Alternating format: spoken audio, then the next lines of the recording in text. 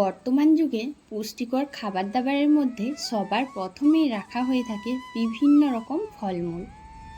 সত্যি বলতে এই ফলমূল কিন্তু কেবলমাত্র বড়লোক মানুষদের জন্যই খুব স্বাস্থ্যকর একটা জিনিস। তবে আমাদের মতন মধ্যবিত্ত বাড়িতে পুষ্টিকর জিনিসের মধ্যে এই যে নানান রকম ফলমূল, এটা কিন্তু মোটেও উপকরণ হিসেবে রাখা হয় না, আর সম্ভবও না। তো যাই হোক, যে কোনো পরিস্থিতিতেই আমাদেরকে ভালো থাকতে হবে, এটাই আমাদের একমাত্র লক্ষ্য, একমাত্র উদ্দেশ্য, যে আমাদেরকে শরীরকে, আমাদের মনকে, সব কিছুকে ভালো রেখে সামনে এগিয়ে যাওয়া, এটাই একমাত্র উদ্দেশ্য হওয়া উচিত প্রত্যেকটা মধ্যবিত্ত বাড়ির গৃহিণীদের। তো প্রিয় বন্ধুরা, আজকের ভিডিওটা একটু অন্যরকম হতে চলেছে। আশা করছি তোমাদের সবার ভীষণ ভালো লাগবে, তাই পুরো ভিডিওটা দেখার জন্য অনুরোধ করলাম। বর্তমান যুগে দাঁড়িয়ে এমন একটা কোনো বাড়ি নেই, সে নিম্নবিত্ত বলো বা মধ্যবিত্ত বা উচ্চবিত্ত, ধনী গরিব, ছোট বড় বা বয়স্ক বা যেই বলো না কেন, জন্ম থেকে মৃত্যু পর্যন্ত যে কোনো বয়সের ছেলে মেয়েদের সবার নানান রকম শরীর অসুস্থতা আছেই। আর এই শরীরের অসুস্থতা নিয়েও কিন্তু আমাদেরকে সব সময় পরিস্থিতির মোকাবিলা করতে হয়। তো সেটা তোমাদের সাথে পরে শেয়ার করছি। আগে দেখো, সংসারের কিছু কাজকর্ম করার পর অনেকগুলো জামাকাপড় যেই না কেচেছি, সঙ্গে সঙ্গে আমার কিন্তু শরীরটা ভীষণ অসুস্থ লাগছে। আর তোমরা তো সবাই জানো যে আমি কয়েকদিন ধরে বেশ অসুস্থ ছিলাম আর হসপিটালে ছিলাম। আর সেটার বিশেষ কারণ হচ্ছে ভীষণ দুর্বল ছিলাম। যদি শরীরের অসুস্থতা কাটাতে চাই, তখন কিন্তু এটা অবশ্যই সবার করা উচিত। সেটা হচ্ছে একটু লবণ, লেবু আর চিনি মিশিয়ে শরবত বানানো। হ্যাঁ, লেবুটা তোমরা না দিলেও পারো। লেবুটা আসলে আমি দিয়েছি আমার মুখের রুচির জন্য। তো এমনি লবণ আর চিনির জলটা না খেতে ইচ্ছে করছিল না, তাই একটু লবণের সাথে চিনি আর তার সাথে একটু লেবু মিশিয়েছিলাম। এই শরবতটা আমাদের শরীরে ভীষণ উপকারী জিনিস, আর অনেকটাই কিন্তু এনার্জি আনে। তো সেটা কিন্তু সবাই জানো, আর যারা যারা না জানো তাদেরকে কিন্তু বলে দিচ্ছি, যখনই ভীষণ শরীর দুর্বল লাগবে, লবণ আর চিনির একটুখানি শরবত বানিয়ে খেয়ে নিও, যেটা স্যালাইনের কাজ করে। তো দেখো, বাড়িতে না থাকলে যা হয়, কয়েকদিন ছিলাম না। হ্যাঁ, যদিও বাড়িতে আরও অন্যান্যরা আছে, কিন্তু তারপরেও সংসারের হালটা যেহেতু আমার হাতেই, তাই দেখো কি হয়েছে, বালতিটা না অনেকটাই লাল হয়ে গেছে। তাই আজকে জল ধরার আগে একটুখানি পরিষ্কার করে নিচ্ছি। আর পরিষ্কার করতে যেয়ে তখন ভাবলাম যে আরেকটা বালতি আছে, তাই দুটো বালতি ভালো করে পরিষ্কার করে নিচ্ছি। যেহেতু বর্ষাকাল, আর বর্ষাকালে জলের থেকে যেন নানান রকম রোগ জীবাণু ছড়ায়। আমাদের তো আর পিওরেট বা অ্যাকোয়াগার্ড এইসব কিছু নেই, তাই সাধারণ মধ্যবিত্ত বাড়িতে এই পরিষ্কার পরিচ্ছন্নতা ভীষণ জরুরি হয়ে থাকে। তো আমার সমস্ত প্রিয় বন্ধুদেরকে জানাতেই ভুলে গেছি, তোমরা সবাই কেমন আছো? আশা করছি ভালো আছো, আর আমিও খুব ভালো আছি। আর আমাদের মতন মধ্যবিত্ত বাড়িতে শরীর স্বাস্থ্য ভালো রাখার জন্য নামি দামি ফলমূলের বদলে কিভাবে এই সমস্ত খাবার খেয়ে নিজেদের শরীরকে ভালো রাখা যায়, সেটাই তোমাদের সাথে আজকে শেয়ার করছি। তো দেখো, তোমরা আবার বলবে যে শরীর অসুস্থতায় পান্তা ভাত নিয়ে বসেছো। হ্যাঁ গো, শরীরটা ভালো নেই বলে যখন যেটা মুখে রুচি হচ্ছে সেটাই খাচ্ছি। তবে এটা যে খুব যে অনেক দিনের পান্তা ভাত তা না, কালকে রাত্রিবেলায় করা হয়েছিল, সেই ভাতটা একটু বেড়েছে, তাই ভাবলাম যে একটু ভাত খেয়ে নিই। আর ভাতটা বেশ ভালোই রয়েছে, একটু নষ্টও হয়নি, গন্ধও হয়নি, যেহেতু জল ঢালা ছিল। আর জানো, এই পান্তা ভাতে কিন্তু অনেক জোর থাকে, সেই জোরেই কিন্তু কিছু কিছু মানুষ, যাদের জীবনযাত্রায় পান্তা ভাত অনেক শক্তির যোগান দেয়। জামা কাপড় কাচতে গিয়ে অনেকটাই দেরি হয়েছে, আর যেহেতু আমি সকালেই জামা কাপড় চেঞ্জ করেছি, তাই ভাবলাম যে একেবারে রান্নাবান্না করে নিই, তারপর স্নান করব। এই গরমকালের দিনে আমাদের এটাই হচ্ছে একটা সমস্যা, একটা দুটো কাজ করলেই পুরো জামা কাপড় ভিজে যাচ্ছে। তখন আবার চেঞ্জ করতে হচ্ছে। তো এইভাবে সারাদিনে কত জামা কাপড় ধোবো আর কত কাচবো, তাই ভাবলাম যে ঠিক আছে। আর জানো তো, সংসারের কাজ করতে করতে এত জামা কাপড় কেচেছিলাম যে নাইটিটা ভিজে ছিল সেটাও শুকনো হয়ে গেছে। এখন এই যে একটু পটলের তরকারি বানিয়ে নিয়েছি, আর শাক ভাজা, আর সাথে ছিল বেসন বড়ার ভাজা। তোমাদের সাথে যদি সব ভিডিও শেয়ার করি তাহলে তোমরা এত বড় ভিডিও আর কেউ দেখবে না। আর হ্যাঁ প্রিয় বন্ধুরা, তোমাদের উদ্দেশ্যে বলি, বেশ কয়েকদিন ধরে তোমরা কিন্তু আমার ভিডিও একদমই দেখছো না। তো জানো তো, ছোট্ট একটা গ্রাম থেকে আমি মুনমুন অনেক কষ্ট করে এক একটা ভিডিও বানাই। বিশেষ করে আপলোড দেওয়ার না অনেক অসুবিধে হয়, কারণ এখানে নেটের সমস্যা থাকে। তো যাই হোক, যারা এতক্ষণ পর্যন্ত ভিডিওটা দেখলে তোমাদেরকে বলি, পুরো ভিডিওটা দেখো, আর কেমন লাগে সেটাও কিন্তু একটু কমেন্ট করে জানিও। হাজার হাজার কাজ, হাজার হাজার ঝামেলা, হাজার হাজার মানসিক চিন্তা, আর তার মধ্যে যদি আমাদের শরীর স্বাস্থ্যের অবনতি ঘটে, তখন কিন্তু সবটা আমাদেরকেই খেয়াল রাখতে হয় যে কিভাবে আমাদের শরীর ঠিক করতে হবে।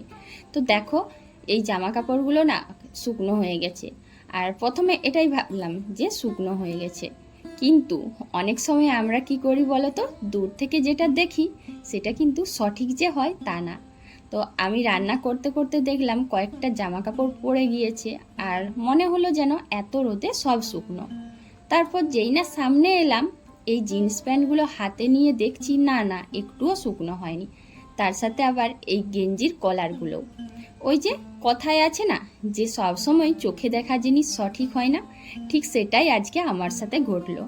তো কি আর করব, যেগুলো পাতলা জিনিস শুকনো হয়ে গেছে সেগুলো হাতে নিলাম, যে নিয়ে চলে যাব, আর যেগুলো শুকনো হয়নি সেগুলো একটু রোদে দিচ্ছি।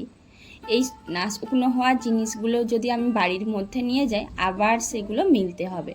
তো এত খাটানির থেকে এখন রোদে শুকনো করতে দিয়ে দিই।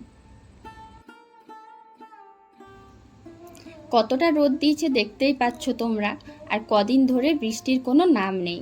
তবে প্রত্যেকটা জায়গাতেই জানো তো এতটাই ভ্যাপসানি গরম।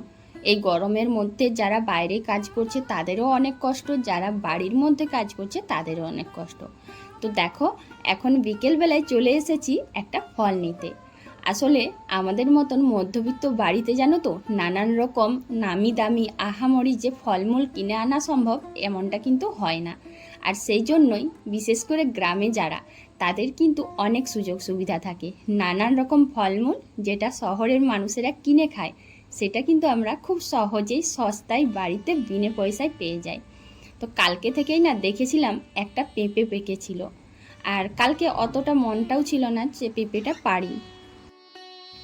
আমরা গ্রামে থাকি বলে আমাদের অনেক সুযোগ সুবিধা আছে নানান রকম ফলমূল বিনে পয়সায় খাওয়ার। তো দেখো, ওই যে পেঁপেটা কালকে দেখেছিলাম, সেটা কাল পাড়া হয়নি বলে আজকে ব্যবস্থা করছি পাড়ার জন্য।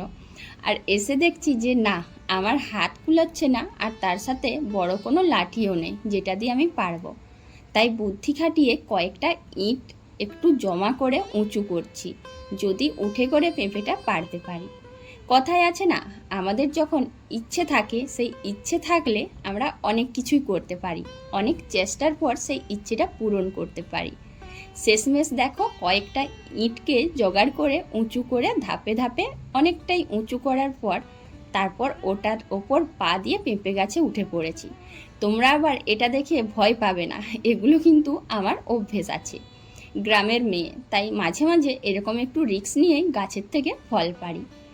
আসলে ওই পাকা পেঁপেটা এতটাই ভালো লেগেছে দেখতে, আর খাবারও ভীষণ ইচ্ছে আছে, তাই তাড়াহুড়ো করে পেঁপেটা পারলাম। আর এদিকে ইটের ওপর যে উঠেছিলাম, খুব ভয় লাগছিল। একটু তো মনের মধ্যে ভয় ছিলই যে যদি পড়ে যায়। বিশেষ করে পেঁপে গাছের কোনো ভরসা নেই, তার উপরে আবার ইটকে জমা করেছি। শেষ পর্যন্ত নিজের লক্ষ্যটা পূরণ করতে পারলাম, আর আমি আমার হাতে পেঁপেটা বেশ সুন্দরভাবে তুলে মনের আনন্দে আনতে পারছি। আর মন থেকে যে জিনিসটা আমরা আনন্দ করে করতে চাই, সেটা খেলে তো সেটা আমাদের শরীর স্বাস্থ্যের জন্য ভীষণ উপকারী। তো কতটুকু খাবো জানি না, কিন্তু পেঁপেটা দেখতে এত সুন্দর ছিল, তাই এসে করে তাড়াতাড়ি ধুয়ে কাটতে বসে গেছি। তো প্রিয় বন্ধুরা, তোমরা কারা কারা পেঁপে খেতে পছন্দ করো অবশ্যই বলবে। আর হ্যাঁ, আমার একটা দাদা ভাই লাইভে বলেছিল যে কাঁচা পেঁপে সেদ্ধ করে খেলে খুবই ভালো। তো তবে আমি কিন্তু কাঁচা পেঁপে খেতে একদমই বেশি ভালোবাসি না। পাকা পেঁপে খেতে ভালোই লাগে, আগেও অনেকবার খেয়েছি। তাই আজকেও ভাবলাম যে হ্যাঁ, পেঁপেটা পেড়ে নিই আর এরপর খাবো। তো জানো তো, পেঁপেটা পাড়ার সময় একটা জিনিস খেয়াল করিনি, পেঁপেটা বেশ ভালোই পেকে গিয়েছে। তাই দেখো, খুব একটা যে তাড়াতাড়ি কাটতে পারছি এমনটা না, একটু সময় নিয়ে আস্তে আস্তে কাটতে হচ্ছে। আর কথায় আছে, আমরা কোনো সময় নিজেদের জন্য কিছু করি না। তো দেখো, খাবার ইচ্ছে ছিল আমার, কিন্তু আমি সবার কথা মনে করে বেশ ভালো পিস পিস করে কাটছি, যাতে সবাইকে ভাগ করে দিতে পারি।